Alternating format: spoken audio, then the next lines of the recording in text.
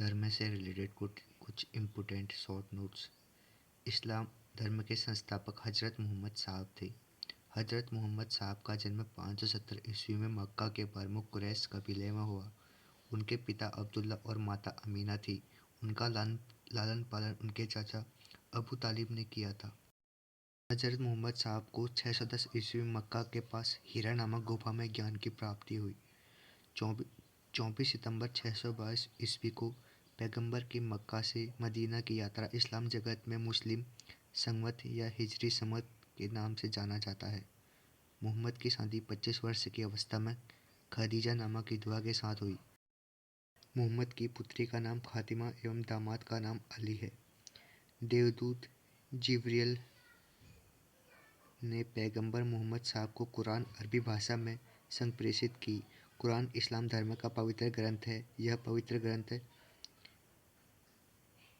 114 अध्याय में बटी हुई है। इसमें 6360 पद्य हैं। पैगंबर मोहम्मद साहब ने कुरान की शिक्षाओं का उपदेश दिया। मोहम्मद साहब की मृत्यु 8 जून 632 ईस्वी को हुई। उन्हें मदीना में दफनाया गया।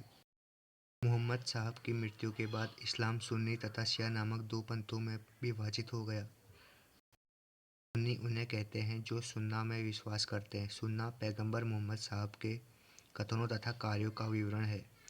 शिया अली की शिक्षाओं में विश्वास करते हैं तथा उन्हें मोहम्मद साहब का न्यायसंगत उत्तराधिकारी मानते हैं। अली मोहम्मद साहब के दामाद थे। अली की 661 ईस्वी में हत्या कर दी गई। अली के पुत्र हुसैन की हत्या 680 ईस्वी में करबला यानी इराक नामक स्थान पर कर दी गई। इन दोनों हत्या ने शिया को निश्चित मत का रूप दे दिया। पैगंबर मोहम्मद साहब के उत्तराधिकारी खलीफा कहलाए। इस्लाम जगत में खलीफा पद 1924 ईस्वी तक रहा। 1924 ईस्वी में इसे तुर्की के शासक मुस्तफा कमाल पाशा ने समाप्त कर दिया। इब्न इसाक ने सर्वप्रथम पैगंबर साहब का जीवन चरित्र लिखा। मोहम्मद साहब पैगंबर का जन्म पर ईद मिलाद उन नबी पर्व मनाया जाता है। भारत में सर्वप्रथम इस्लाम का आगमन अरबों के जरिए हुआ।